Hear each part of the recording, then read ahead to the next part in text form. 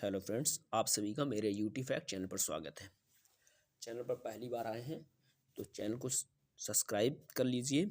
आज के वीडियो में हम लोग भारत के विशाल मैदान के अंतर्गत हम लोग बांगर के मैदान का अध्ययन करेंगे। इससे पहले वाले वीडियो में हम लोगों ने विशाल मैदान को संरचनात्मक विशेषताओं के आधार पर 4 भागों में वर्गीकृत किया था। पहले को वर्गीकृत किया था शिवालिक हिमालय के जो दक्षिण में अवस्थित है, कंकड़ और बोल्डर से युक्त जो मैदानी संरचना देखने को मिलती है उसे भावर का मैदान कहा था। फिर इसके बाद हम लोगों ने देखा था तराई का मैदान। तो तराई के मैदान की जो अवस्थिति देखने को मिलती है भावर के मैदान के दक्षिण में देखने को मिलती है। तो आज की वीडियो में हम लोग देखेंगे बांगर के मैदान के बारे में। तो बांगर का मैदान जो होता है यह मैदान पुरानी जड़ोद मृदा का मैदान होता है। पुरानी जड़ोद मृदा का यहाँ पर प्रभाव देखने को मिलता है। बांगर के मैदान में वर्तमान में यहाँ पर क्या है, बाढ़ का प्रभाव उत्पन्न नहीं होता है, जिसके कारण यहाँ पर नवीन मृदा का अभाव देखने को मिलता है। तो नवीन मृदा का यहाँ पर अभाव देखने को मिलता है।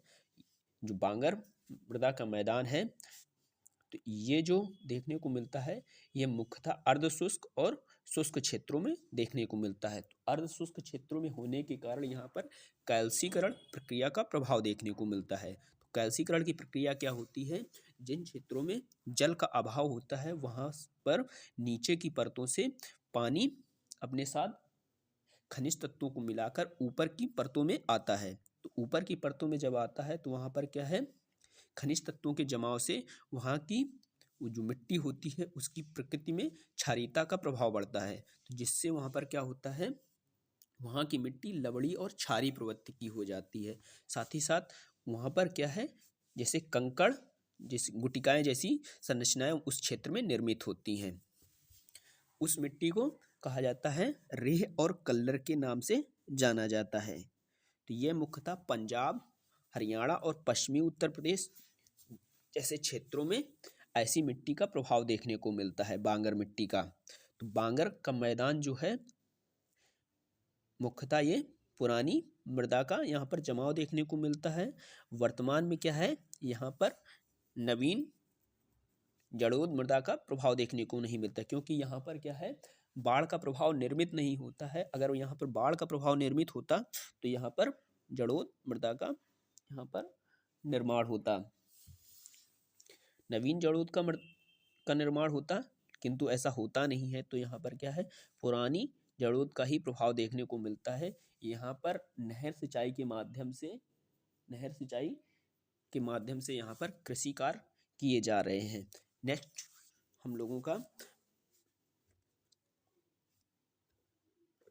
मैदान है खादर का मैदान। तो खादर के मैदान को मुख्यतः बाढ़ के मैदान के रूप में वर्गीकृत किया जाता है। तो यहाँ क्या है, खादर के मैदान में प्रतिवर्ष बाढ़ का प्रभाव देखने को मिलता है। तो प्रतिवर्ष यहाँ बाढ़ के प्रभाव के कारण जो बाढ़ के पानी में क्या है, अवसादी तत्व आते हैं, मिट्टी आती है, उनका जमाव होता है। तो जमाव वहाँ पर नवीन मिट्टी का जमाव होता है, जिससे उस मृदा में क्या है, उर्वरता बनी रहती है। साथ ही साथ वो जो वहाँ पर जो पुरानी मृदा होती है उसको बहाकर नदी अपने साथ ले जाती है। तो जिसके कारण यहाँ की जो मृदा होती है पूर्णतः परिपक्व नहीं होती है, फिर भी ये उर्वर होती है। तो ये जो मृदा उर्वर होती है इनमें क्या है, नाइट्रेट और जैव तत्वों का यहाँ क्या है, अभाव देखने को मिलता है। बांगर मृदा जो होती है उसमें क्या होता है, उस मिट्टी में कंकड़ गुटिका जैसी संरचनाएं देखने को मिलती हैं। और ये खादर के मैदान में क्या है, यहाँ नाइट्रेट और जैव तत्वों का सामान्यतः अभाव देखने को मिलता है। तो जिसके कारण यहाँ जब कृषि कार्य संपन्न किए जाते हैं तो यहाँ पर क्या है, रासायनिक खादों का इस्तेमाल करना पड़ता है। तो रासायनिक उर्वरकों का जब इस्तेमाल होता है तो यहाँ पर खेती आसानी से की जा सकती है। अब तक हम लोगों ने भारत के विशाल मैदान को 4 भागों में वर्गीकृत करके देख रहे हैं। पहले सबसे पहले हम लोगों ने देखा था भावर का मैदान। भावर के मैदान के बाद हम लोगों ने देखा तराई का मैदान। तराई के मैदान के बाद हम लोगों ने अध्ययन किया बांगर के मैदान के बारे में। बांगर के मैदान के बाद हम लोगों ने देखा खादर का मैदान। अब बचता है डेल्टा का मैदान। तो डेल्टा का मैदान जो होता है मुख्यतः ये खादर मैदान का ही निम्न भूमि क्षेत्र में इसका विस्तार देखने को मिलता है। जब नदियां सागर में मिलने वाली होती हैं तो ये अपने मुहाने पर अवसादों का जमाव करती हैं। तो अवसाद जब नदियां अपने साथ अत्यधिक मात्रा में लाती हैं तो ये क्या है, जैसे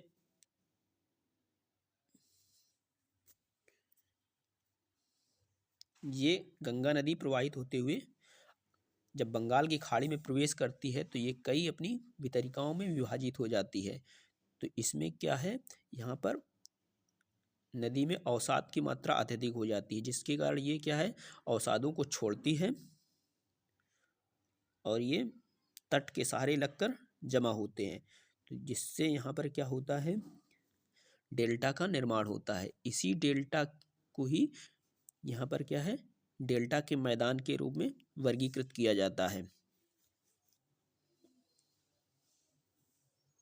तो डेल्टा का जो मैदान होता है, तो डेल्टा के मैदान में जो उच्च भूमि होती है उसे कहा जाता है, डेल्टा के मैदान में जो उच्च भूमि होती है उसे बार कहा जाता है, और डेल्टा की जो निम्न भूमि क्षेत्र होते हैं उन्हें कहा जाता है बिल। बिल के रूप में वर्गीकृत किया जाता है। गंगा और जो ब्रह्मपुत्र का डेल्टा है ये भारत का प्रमुख डेल्टा है। तो ये एक सक्रिय डेल्टा के रूप में इसको देखा जाता है। अन्य डेल्टा जो भारत के हैं, महानदी का डेल्टा यहाँ देखने को मिलता है। महानदी के बाद हम लोग देखते हैं गोदावरी नदी का डेल्टा, कृष्णा नदी का डेल्टा और कावेरी नदी के डेल्टा यहाँ भारत में मुख्य डेल्टाई मैदान के रूप में देखे जाते हैं। आज के वीडियो को यहीं तक रखते हैं। वीडियो अच्छा लगा हो तो चैनल को सब्सक्राइब करें, वीडियो को लाइक करें, शेयर करें और कमेंट करें। थैंक यू, धन्यवाद।